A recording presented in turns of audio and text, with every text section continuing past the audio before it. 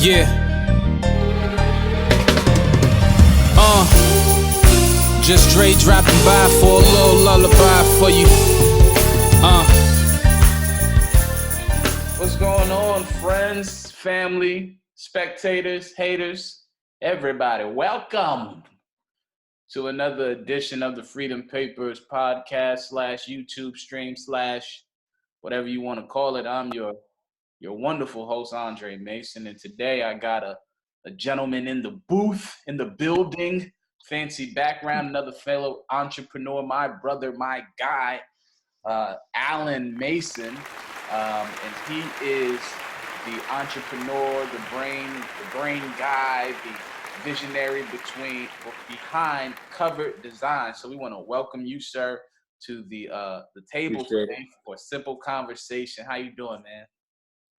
I'm doing good, man. How's everything going with you, bro? Oh man, I'm living the dream, and that's all I can say. Tell the people about Covered, man, and what you guys do over there and what you seek to do. Kind of little broad synopsis of what you guys got happening. Well, Covered started off as just a basic idea, and the idea was to have a clothing line. Right. In the midst of starting a company, I realized Covered was not necessarily a clothing line, but it was more so a company in which I wanted to help other people brand their own clothing and brand their own materials. So I transitioned it from a clothing line into a printing line. So we print on hoodies, we print on jackets, we print on pants, whatever. Right, and that's what we're doing now. T-shirts. So right now we're just sticking on like the basic attire. You got, like I said, T-shirts, hoodies, jackets, pants, hats. And right now we're starting to transition into doing embroidery. Okay. Sounds good. And of course, this is not a right now. This is not a podcast that highlights a lot of bigger companies. Really, we starting with startup guys. And so, with that being said, typically it's going to be fresher companies. So, with that being said, I guess we can go early like this. When did you first know that you were an entrepreneur? What were some of the signs that you saw? And then we'll go into the start, how you got started with the company. I first knew I was an entrepreneur at about, say, 16. Okay. 16, I realized I was an entrepreneur because, number one, you had to get working papers. Back in them days, you had to get working papers to work at the age of 16. Right. So I knew that the things that I wanted, my parents wasn't going to give me, and I also was not going to get a job. So it didn't leave me too many options as far as getting money and raising the capital to get the things that I wanted. Right. So I started by, at that time, Bart Simpson was hot. And I started by drawing Bart Simpson on white T-shirts, and I would draw it by hand. So when I realized I was making products that people wanted, and people was paying me at that time like $10 for the shirt, and back then that was a lot of money for a 16-year-old kid. So that's when I realized, I'm onto something, making my own product and selling it and having my money and working when I wanted to work and push the product the way I wanted to push it. That's when I realized that's something I actually wanted to do. Wow. I don't think I remember that or ever heard that story. So where were you getting T-shirts from? Just regular T-shirts, man. Somebody would bring in a T-shirt and I'd draw it. So I wasn't buying T-shirts. People would give me their own shirt. And then what I was doing, I was going to the art store. If you remember when we went to Huddy, we went to Huddy 2 different times, but if you would come down Notion, there was an art supply store between Huddy and getting to the junction. I would walk down there and get my art supplies from that spot. And I had my man, Jamani, he taught me how to draw. Well, he enhanced my drawing skills when we were in Huddy. So he told me about the art supply store because he used to make his own comic books. So that's how I first found out about the art supply store. So I go there, get all the right markers and paints and all that stuff, and I bring it home, and people just give me their T-shirts, and I drawing it. And the way I got people to give me their T-shirts was I was designing my own T-shirts. So I take my own old T-shirt, draw Bart Simpson on it with the magic marker or whatever, paint it in, and people was like, yo, that's hot, let me get that. And so it transitioned from doing T-shirts to actually jeans. Okay, so how many of these did you sell at 16? I had to be maybe 25 in all, yeah. Wow. Yeah. So why'd you stop? I don't know. I don't even know. Okay. Okay. I'm You sure know what? something came. I eventually ended up getting a job at McDonald's. I remember now. I eventually ended up getting a job at McDonald's. My man got me put on at McDonald's in Coney Island Boardwalk. So I got the job at Coney Island Boardwalk. And so getting that paycheck was a lot more comfortable than trying to hustle with these T-shirts. I remember now. Wow, So that's that what is a happened. profound that's a profound springboard. So and of course at 16 that makes total sense. But Right.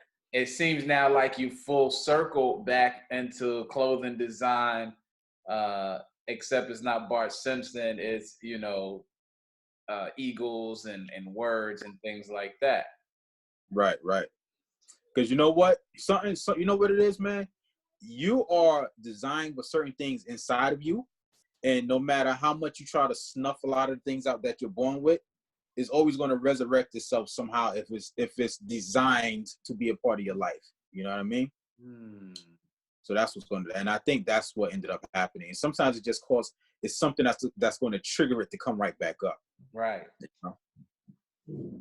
Interesting. So entrepreneurship is innate. I can testify to that. It's an innate thing. Typically, it's something that nags at you. It probably keeps you up at night. Right. Um, Right. it's just an inner unction for the most part that draws you out of wherever you at, and it just kind of calls you and beckons you to come and experiment and play with it. You know what I mean? Yeah. And my experience has also been that even at my job, when you're sitting at your desk or whatever you're supposed to be doing, you can't even focus on that. It's something else that's entrepreneurial based that you need to be working on for yourself, whether it's a new design or a new idea. And the next thing you know, instead of doing the work that you should be doing, you're focusing more on sneaking to do the work for yourself, because it's just always nagging at you. Absolutely. So So, take heed, viewers, to what was just said. If you're in a place where you're making good money, you're not broke, you're not hurting, you got a great job and all that good stuff, and you're supporting you, and but there is still this call, this right, pull, right, this draw. You right. very well may be an entrepreneur intended to do something, whether it be part time or full time. Good. That's good stuff, man. So let me ask you this. How did you know it was time to start Covered? You got a good job. Why waste your time starting Covered? Why what gave you the oh my God, let me get this going. I gotta do it now. Were you just bored? Um, I'm not gonna say bored. I'm gonna say unsatisfied. Mm, And on top of that, wanting to be let off the chain. See, mm, when you go to work, you're basically punching somebody's clock. I mean, that's in essence what you're doing. You're punching somebody's clock and you're going to work on somebody else's plantation. right. And you can't leave that plantation unless they say, okay, it's time to go. But working for yourself, even though you work, even though in honesty, the work is harder, it's more freeing because now you're doing something to develop your own baby. It's like instead of raising somebody else's kids while your kids at home starving, you're now going home to raise your own kids and nourish your own kids and make sure they grow up to be big and strong. So instead of sitting here making somebody else's kids all big and strong and with the ability to go take over the world, you put that energy and effort and nutrients into your own kids, and that's going to continue your own bloodline. And so that's what it is. It's like, do you want to sit there and dedicate your life to continue in somebody else's bloodline? Or do you want to take that energy and continue your own bloodline and ensure your own survival? You know what I mean? And that's what it was for me. So I started because I got tired of making sure everybody else is good. It's like everybody else is good. Their company is running. Their bottom line looks good.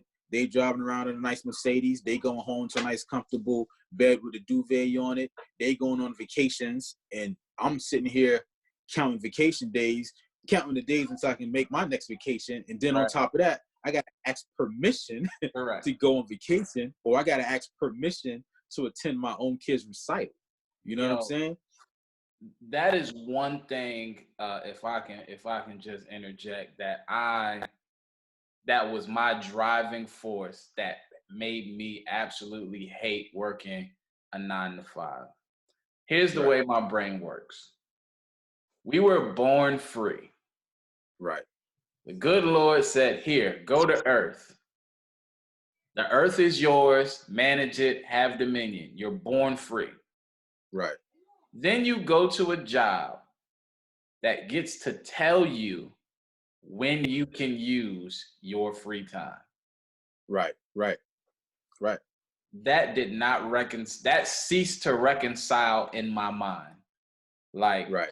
Why, of all my 365 days, I have to allocate to you 300 or 330, but the other 30, you get to tell me when they can be allocated to me or my family. It doesn't make sense. The math don't add up. It's just crazy to me. And then you go deeper with that. They then say, oh, so you give us up to, and I think right now 67. So you give us up to age 67. Right. And then after age 67, we'll give you the remainder of your life back, and we'll give you the money that we've been taking out your check to help facilitate your lifestyle. Oh, by the way, it's not going to be enough money to help facilitate the lifestyle you're going to survive. And at the same time, you'll probably be sick. You'll probably be too weak to really enjoy the remainder of your life you have. So you're going to give all your good years, your strong, youthful years, to develop somebody else's brand, to develop somebody else's idea. So in essence, make sure somebody else's generational wealth continues. Correct. While yours goes somewhere and shrivels up and dies. Pretty much. I mean, because the truth of the matter is that either you're building your idea or you're building somebody else's. Correct. We're all living within somebody's idea. You got to ask yourself, am I going to live and help develop and grow that person's idea, or am I going to actually put some energy into my own idea? Right. Good stuff. So every entrepreneur, in the beginning, mid, or ending phases of the business, I've started several ventures at this point, and I know from real estate to painting to apparel, everything comes with its own group or level of adversity. So what's the big? I know you kind of early with the apparel. I know you dabble in real estate and what have you, but you kind of early with the apparel. So early on with this particular stream of income that you have, what has been one of the greatest adversities that you say that you've had to overcome, or that you faced? Even maybe you haven't overcome it yet, but maybe what's the biggest thing that you faced and overcome, or just faced in general? Trying to convince people that my product is worth their money. That's what it is. When something is already established, people will run to it. The majorities will run to it. You know, when something is brand new, people are less likely to support it. Even your own family. Right. You know, it's like you'll sit there and you can make a hoodie, right? Champion could make a hoodie, and it's a basic hoodie with the letter C on it, their logo C on it, and they can sell out hoodie for $50, and people will buy it. That same hoodie that they get from a manufacturer, because they do not manufacture their products, they brand products, right? So you can go to the same manufacturer, get that same hoodie, and brand it yourself with your own logo. Nobody would pay $50. Nobody would pay $40, because you don't have a reputation behind you, and nobody's going to want to take a chance on you. And so the adversity is getting people to take that initial chance on you, getting people to say, hey, let me, instead of spending $50 with Champion, let me spend $30 on I'm Just Amazing. You know what I mean? That's the adversity, and having to sell yourself to people, right. Having to convince them that your product is just as good, if not better than the product that they're used to buying. That's one of the small adversaries.